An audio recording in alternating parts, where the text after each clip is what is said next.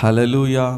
எனக்கு பிரியமானவர்களே, இந்த லென்ட் டேஸ் எல்லாம் சில பேர் என்ன சொல்லுவாங்கன்னா, பாரம்பரியமாக அதை நடத்துகிறாங்க, அதில் என்ன விசேஷம் இருக்கிறது என்று சிலருடைய இருதயத்தில் அதை ரொம்ப அற்பமாக எண்ணுவது உண்டு. ஆனால் ஒரு காரியத்தை மறந்து போகாதீங்க.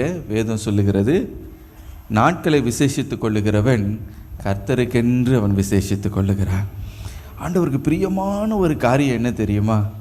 அவருடைய சிலுவையை நம்ம தியானிக்கும் பொழுது தான் எனக்கு பிரியமானவர்களே எல்லா ஆசீர்வாதங்களும் வெளிப்படுகிறது.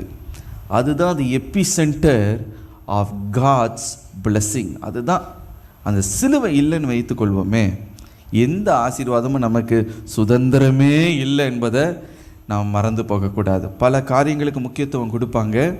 ஆனால் பவுல் அப்போஸ்தலன் என்ன சொன்னார் பாருங்க, சிலுவை தவிர நான் வேறு ஒன்றையும், என் படிப்பையோ என் ஞானத்தையோ மற்ற எனக்கு நிறைய பைபிள் தெரியும் என்பதையோ இல்லைதுன்னா இத்தனை நாள் நான் ரொம்ப யூதனாக இருந்தேன் அப்படின்ற அந்த யூதன் என்ற அந்த பெருமையோ இதெல்லாம் குறித்து நான் மேன்மை பாராட்ட போவதில்லை.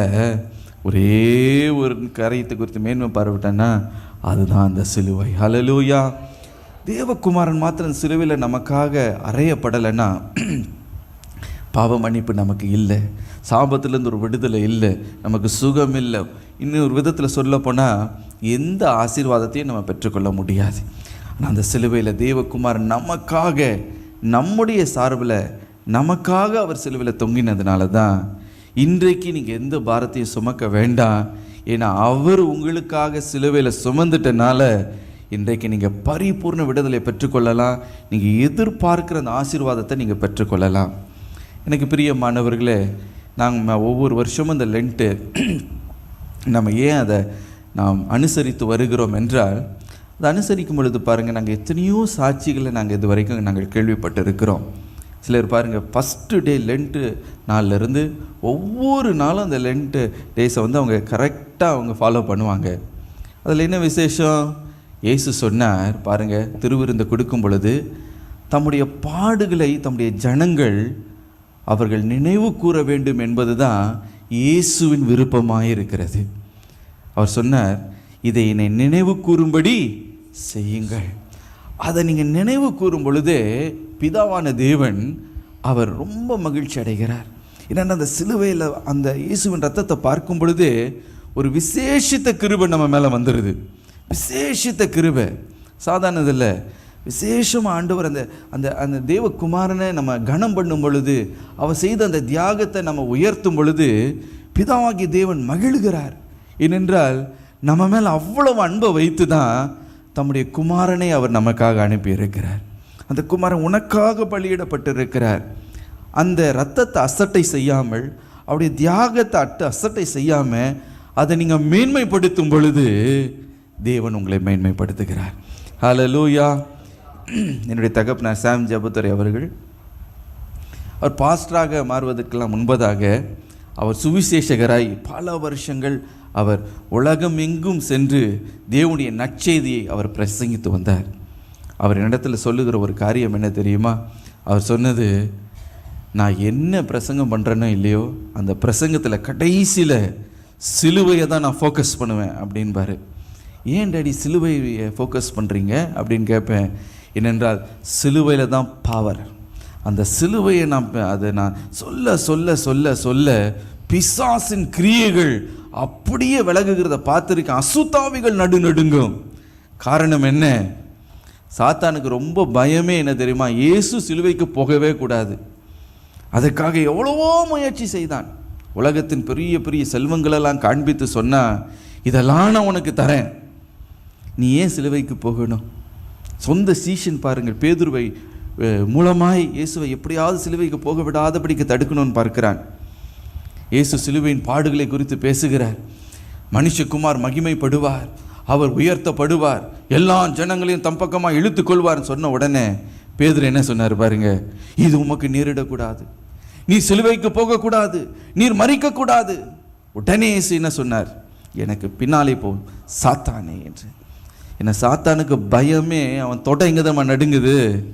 சிலுவையில் தான் நடுங்கும். எனக்கு அங்கே தான் அவன் தோல்வி அடைந்தான். அங்கே தான் அவனுடைய தலை நசுக்கப்பட்டது.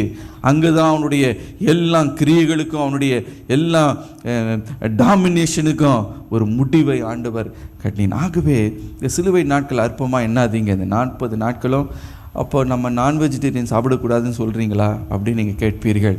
அது உங்களை பொறுத்து இருக்குது. நீங்களும் ஆண்டவரும். சில பேர் ஃபாஸ்டிங்னு சொல்லும்போது எத்தனையோ விதமான ஃபாஸ்டிங் இருக்குது, மறந்துடாதீங்க. பட்டினியாக தான் இருக்கணும்னு அவசியம் இல்லை. இதில் சில பேர் ஏன் நான் வெஜிடேரியன் சாப்பிடாமல் இருக்கிறாங்கன்னா, நான் ஏதோ ஒரு ஆண்டோடைய தியாகத்தை நினைக்கும் பொழுது நானும் அந்த தியாகத்தில் ஏதாவது பங்கு பெறட்டும், அதில் எனக்கும் ஒரு பார்ட் இருக்கணும் அப்படின்னு சில பேர் வாஞ்சிப்பாங்க. சில பேர் நான் வெஜிடேரியன் டயட் எடுக்க மாட்டாங்க. சில பேர் ஒரு வேளை ஃபாஸ்டிங் எடுப்பாங்க. சிலர் பார்த்திங்கன்னா ருசியான பதார்த்தங்கள், அதாவது ரொம்ப ருசியாக அந்த மாதிரிலாம் செய்ய மாட்டோம். சில பேர் நல்ல ஃபங்க்ஷன்ஸ் கூட வைத்துக் கொள்வோம். ஏன்னா தேவகுமாரனை அந்த நாட்களில் நம்ம இந்த 40 நாட்களும் நினைவு கூற போகிறோம். அவருடைய பாடுகளை நினைவு கூற போகிறோம். சின்சியராக ஒவ்வொரு நாளும் காலையில் நீங்கள் எழும்பி இயேசுடைய பாடுகளை, நிறைய புத்தகங்கள் இருக்கிறது. நீங்கள் புக் ஸ்டாலில் போகும்பொழுது சிலுவை குறித்த அருமையான புத்தகங்கள் இருக்கிறது. இல்லை ஏற்கனவே நீங்கள் வாங்கி வைத்த சில புத்தகங்கள் இருக்கும். பிரதர் அதை ஒன்று நான் உங்களுக்கு இன்ட்ரடியூஸ் பண்ணுவாங்க.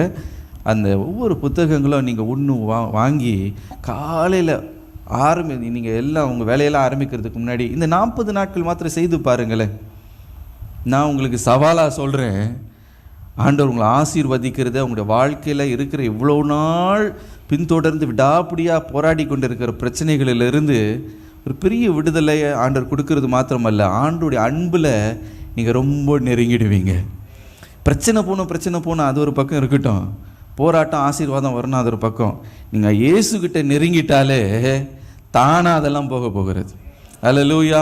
கர்த்தருடைய ராஜ்யத்தையும் ஒரு நீதியும் தேடுங்கள், அப்பொழுது இவைகள் எல்லாம் உங்களுக்கு கூட கொடுக்கப்படும். அதனால் நான் உங்களை இன்றைக்கு சேலஞ்ச் பண்ணுறேன், இந்த நாளை குறித்து வைத்து கொள்ளுங்கள். அது என்ன உங்களுடைய குடும்பத்தில் பிரச்சனையோ, நீங்கள் என்ன ஆசீர்வாதம் எதிர்பார்க்கிறீர்களோ, அது என்ன வேணால் இருந்துட்டு போட்டோம். காலையில் எழும்பி என் வேலையெல்லாம் ஆரம்பிக்கிறதுக்கு முன்பதாக இந்த 40 நாட்கள் ஆண்டவரே, ஆவியானவரே எனக்கு பலன் தாங்க. என் மாம்சத்தை நான் கொஞ்சம் என்ன பண்ணட்டும், நான் கொஞ்சம் அதை அடக்கி, ஆண்டவரே உம்முடைய சிலுவையை நினைத்து, ஆண்டவரே ஒவ்வொரு நாளும் நான் தியானிக்கிட்டோம்ப்பா. ஃபஸ்ட்டு கொஞ்சம் கஷ்டமாக இருக்கும், நீங்கள் ஆரம்பித்து பாருங்கள், அவ்வளோ இன்பமாக இருக்கும். நீங்கள் விடவே மாட்டீங்க. ஆண்டவர் பக்கம் ரொம்ப நெருங்கிடுவீங்க. நீங்கள் ஜெபிச்சாலே ஆண்டவர் உடனே பதில் கொடுக்க ஆரம்பித்து விடுவார். நீங்கள் ஜெபிப்பீங்க, அற்புதம் நடக்கும். நீங்கள் ஜெபிப்பீங்க, உங்கள் கணவருடைய வாழ்க்கையில் ஒரு மாற்றத்தை பார்ப்பீங்க. நீங்கள் ஜெபிப்பீங்க, உங்கள் அயலகத்தார் ரொம்ப போராட்டம் கொடுத்துட்டு இருப்பாங்க. அவங்க வித்தியாசமாக உங்களோட வாழ்க்கையில் ஒரு மாறுதலை அவங்களோட வாழ்க்கையில் பார்ப்பீர்கள். தேவனுடைய தயவு உங்களுடைய வாழ்க்கையில் இருக்கிறதுனால நீங்கள் எங்கே போனாலும் சரி, ஆண்டவர் உங்களுக்கு ஒரு கிருபையை தயவு ஆண்டவர் கொடுப்பார். ஆண்டவர்களை மேன்மைப்படுத்துவார், ஆசீர்வதிப்பார். ஆகவே இந்த லென்ட் நாட்களை குறித்து இங்கே நாங்கள் 3 நாட்கள் ஒரு வாரத்தில் நடக்கிறது நினைக்கிறேன், 4 நாட்கள் நடக்கிறது. ஆகவே எந்த ஊழியக்கார் வராங்கன்னு பார்த்துட்டு நீங்கள் என்ன பண்ணாதீங்க, இவர் அவ்வளோ நல்ல மெசேஜ் கொடுக்க மாட்டார் அப்படின்னு ஊழியக்காருக்காக வராதிங்க. நீங்கள் என்ன பண்ணுங்கள், நான் ஆண்டோடைய ஆலயத்தில் அமர்ந்து தேவனுடைய சிலுவை குறித்து நான் தியானிக்கட்டும். கொஞ்சம் கஷ்டம்தான், காலையிலையும் தியானிங்க, ஈவினிங்கும் வாங்க. என்னைக்கெல்லாம் லென்ட்டிங் நடக்கலைன்னாலும் பரவாயில்ல, உங்கள் வீட்டில் என்ன பண்ணுறீங்க, தவறாமல் நீங்கள் அதை ஃபாலோ பண்ணிக்கிட்டே வாங்க. நான் சொல்லுகிறேன், நான் தைரியமாய் சொல்ல முடியும், ஆண்டவர் உங்கள் வாழ்க்கையில் மாறுதலை கொண்டு வருவார். ஒரு ஆசீர்வாதமான மாறுதலை நிச்சயமாய் நீங்கள் பார்ப்பீர்கள் என்பதில் எவ்வித சந்தேகமும் இல்லை. அந்த உணர்த்ததுனால தான் நான் சொல்லுகிறேன். அதனால தான் இவ்வளோ பிரயாசப்பட்டு இவ்வளோ பெரிய கூட்டத்தை நம்ம நடத்தி வருகிறோம். ஹல்லேலூயா. நீங்கள் அப்படி கரத்தை உயர்த்தி அர்ப்பணித்து நம்ம ஜெபிப்போம். ஆண்டவரே உங்களுடைய சிலுவையை நான் தியானிப்பேன்ப்பா.